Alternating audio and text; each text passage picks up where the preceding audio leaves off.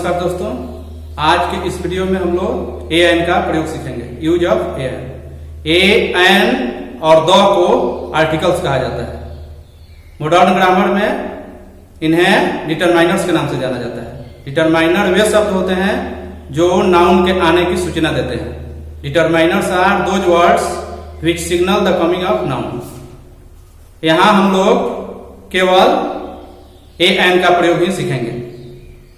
ऐसे A N को indefinite article कहा जाता है और द को डेफिनिट आर्टिकल कहा जाता है। तो चलिए देखते हैं यूज ऑफ ए एन। यहां कुछ सेंटेंस लिखे गए हैं, उन सेंटेंसेज को हम लोग पहले देखते हैं। यह एक लड़का है, इसकी अंग्रेजी है दिस इज ए बॉय। वह एक अंडा है, That is an egg. यह एक किसान है, This is a farmer. वह एक उल्लू है, That is an owl. यह पानी है, This is water. वह दूध है, That is milk. इन वाक्यों को हम लोग देख रहे हैं।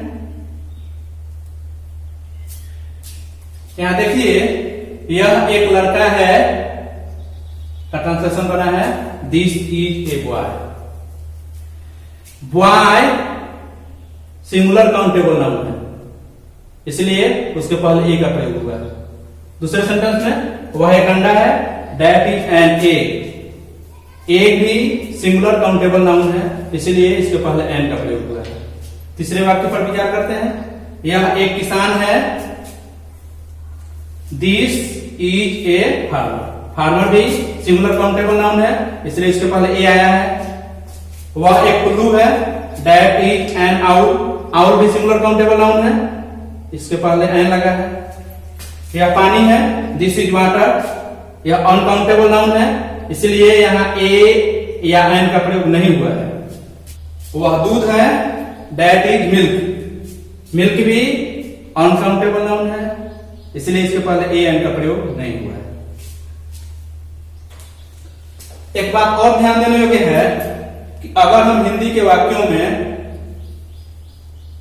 एक का प्रयोग करें या न करें, सिंगुलर काउंटेबल नाउन के पहले एक का प्रयोग करें या न करें, लेकिन इंग्लिश के वाक्यों में सिंगुलर काउंटेबल नाउन के पहले ए एन का प्रयोग नहीं करते हैं, तो वह गलत हो जाएगा।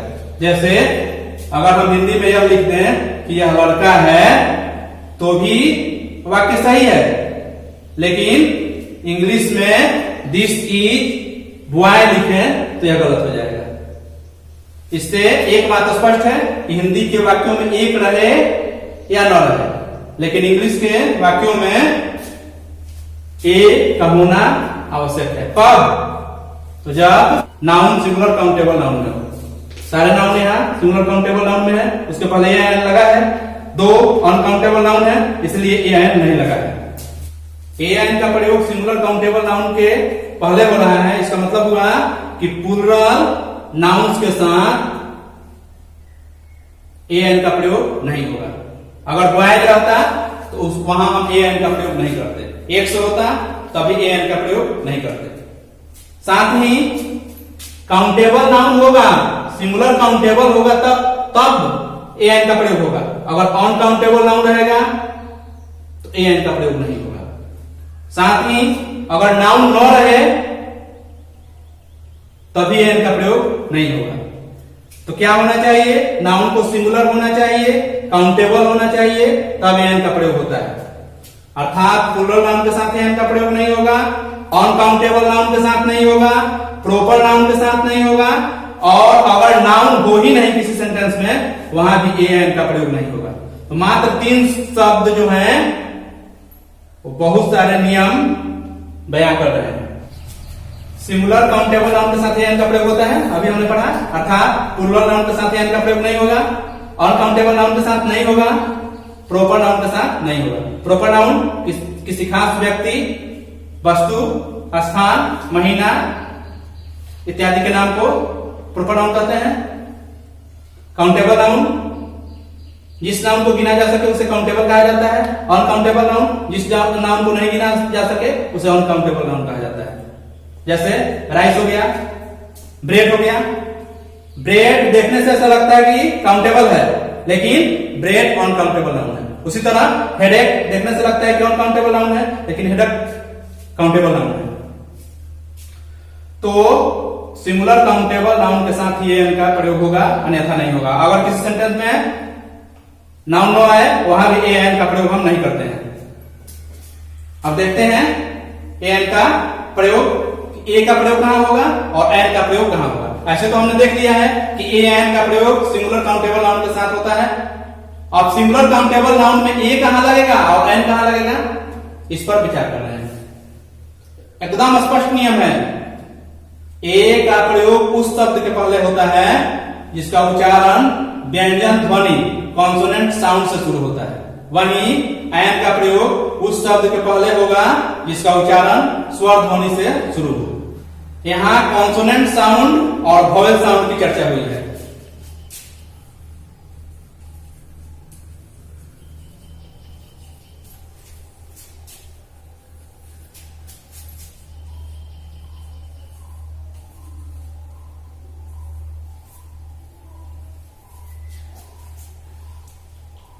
जैसा कि हम सभी जानते हैं, इंग्लिश अल्फाबेट में 26 लेटर्स होते हैं, 26 अक्षर होते हैं। A B C D E F G H I J K L M N O P Q R S T U V W X Y Z. इसमें 5 वॉवेल्स हैं, ए ई आई ओ और यू। छोटे बच्चों को बताया जाता है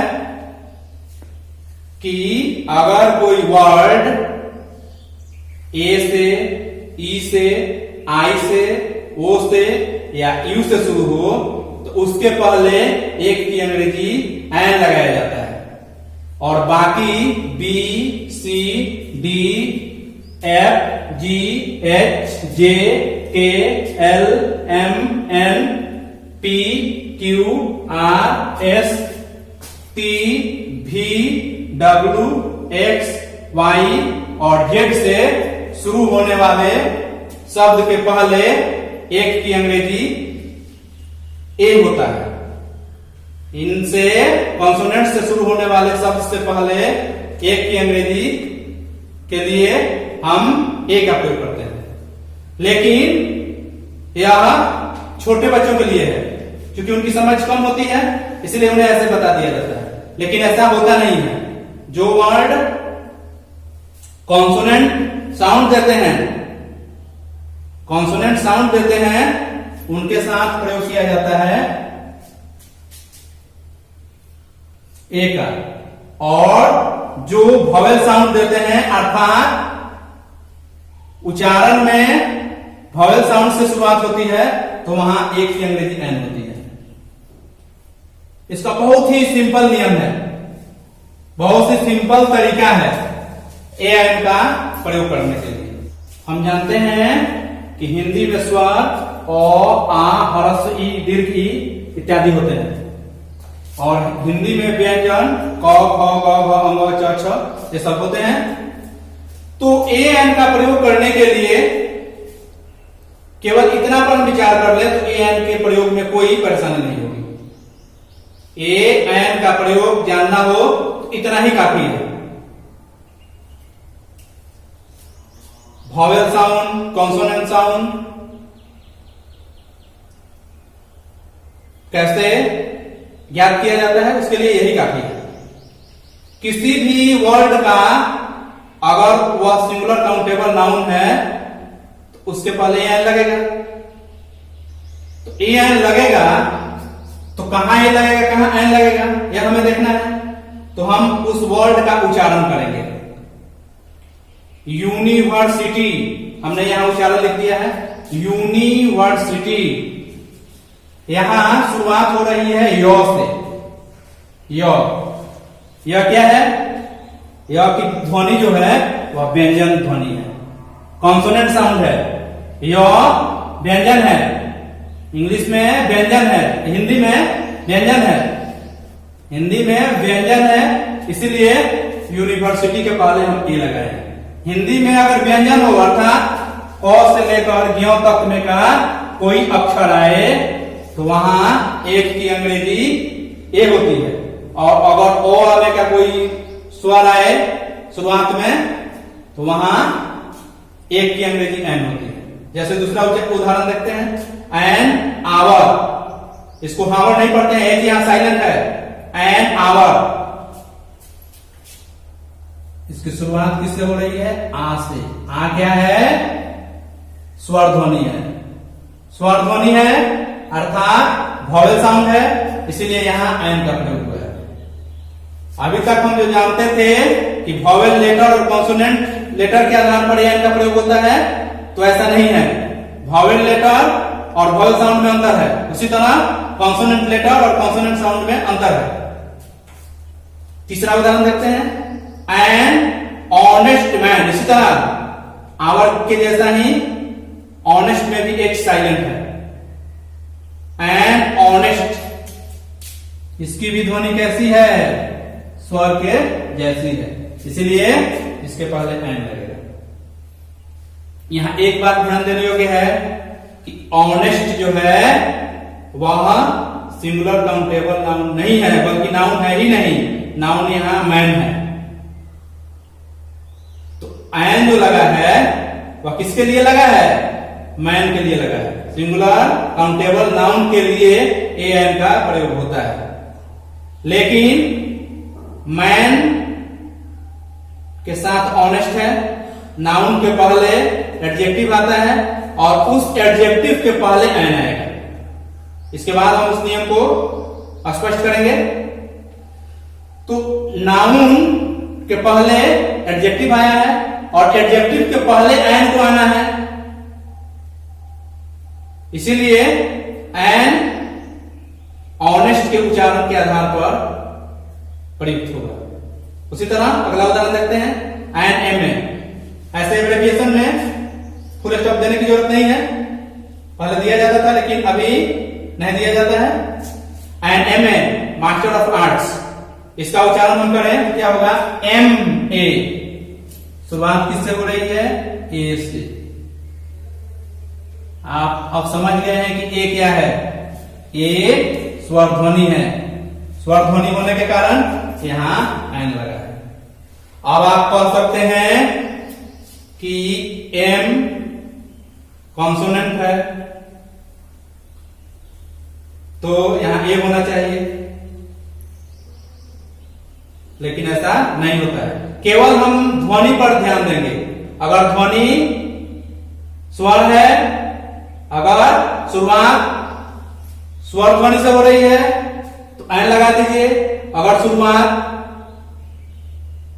व्यंजन ध्वनि से हो रही है तो ए लगा दीजिए। अगला उदाहरण है, ए 1 रुपी नोट। 1 रुपी नोट, शुरुआत हो रही है उच्चारण की व से। व क्या है?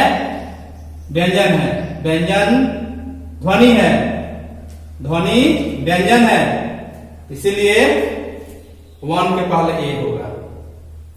इसके बाद आप किसी भी वर्ड को देखकर किसी भी सिंगुलर काउंटेबल नाउन के पहले एन का प्रयोग करना है तो उच्चारण देख लीजिए।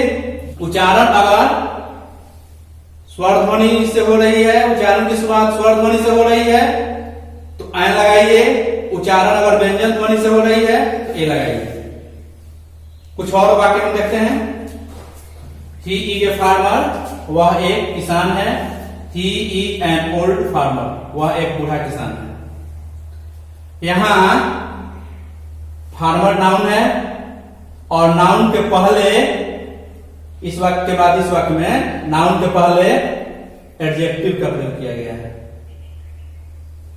तो अगर नाउन के पहले एडजेक्टिव हो और ए एन का प्रयोग करना हो तो ए एन कहां आएगा?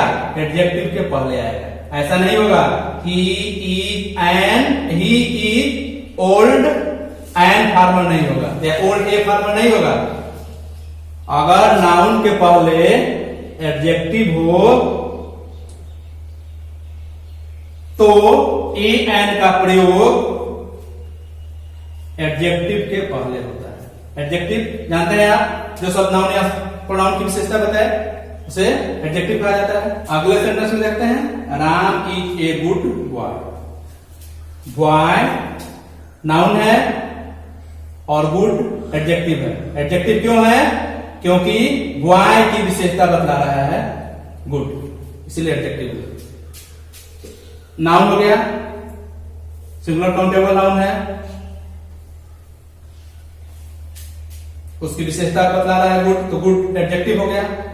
हमें ए लगाना है तो ए किसके अनुसार होगा? गुड के अनुसार होगा, गुड के अनुसार ए होगा।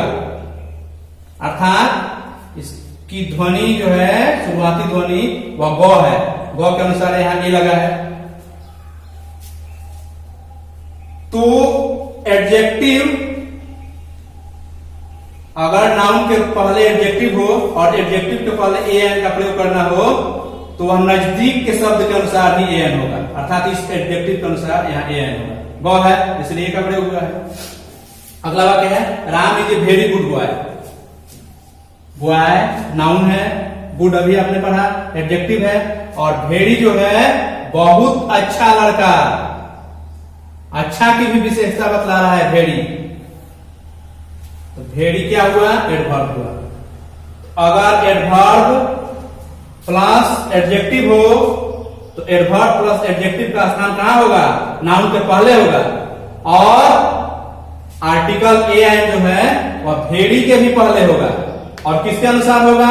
तो इस एडवर्ब के अनुसार होगा। अर्थात जो शब्द सबसे नजदीक होता है उसी के अनुसार ए एन का प्रयोग किया जाता है। लेकिन यहाँ एक बात स्पष्ट है, यह ए एक इशारा कर रहा है, एक संकेत दे रहा है, सिग्नल दे रहा है कि मेरे बाद नाउन जरूर आएगा। अगर हम ऐसे लिख दें कि Ram is a very good तो गलत हो जाएगा।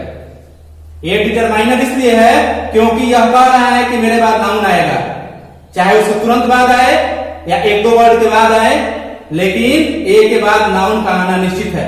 तो जो शब्द नाउन के आने का संकेत देते हैं, नाउन के आने का सिग्नल देते हैं, नाउन के आने की सूचना देते हैं, वे सारे शब्द डिटरमाइनर कहलाते हैं। अगर हम ऐसे लिखते हैं कि Ram is I am old, तो ऐसा कभी नहीं होगा। क्यों नहीं होगा? क्योंकि ओल्ड एडजेक्टिव है। हमने पढ़ा है कि सिंगुलर काउंटेबल नाउन के साथ ही ए एन का प्रयोग होता है। अब आप कहिए कि ओल्ड है, ओ से ओ है इसमें, तो ओ के पहले हम एन क्यों नहीं लगाएंगे? वहां ए एन का प्रयोग होगा जहां पर सिंगुलर काउंटेबल नाउन आने वाला हो या आया हो। यहां सिंगुलर काउंटेबल नाउन नहीं आया है, इसलिए ए एन का प्रयोग नहीं होगा। कब होगा? तो Ram is an old man हो तब हो जाएगा। तो एन, ए, द या बहुत सारे डिटरमाइनर्स हैं, उनकी बहुत सूची लंबी है। वे क्या करते हैं? तो नाउन के आने की सूचना देते हैं। जब हम डिटरमाइनर पढ़ेंगे तो उसमें स्पष्ट रूप से पढ़ेंगे कि डिटरमाइनर वे शब्द हैं जो नाउन के आने की सूचना देते हैं। एन आ गया, आपको नाउन देना ही पड़ेगा, सिंगुलर काउंटेबल नाउन देना ही पड़ेगा। तो अभी हमने ए एन का प्रयोग सीखा। अब इसके बाद आपके स्क्रीन पर कुछ होमवर्क दिए जाएंगे ए एन से संबंधित। सभी बच्चे उसे पूरा कर लेंगे। नर्सरी से लेकर 10वीं तक के सभी बच्चों के लिए यह होमवर्क है। आप लोग इसे पूरा कर लें। डेट वाइज आपको होमवर्क बनाते जाना है। फिर अगले वीडियो में मिलते हैं, तब तक के लिए धन्यवाद।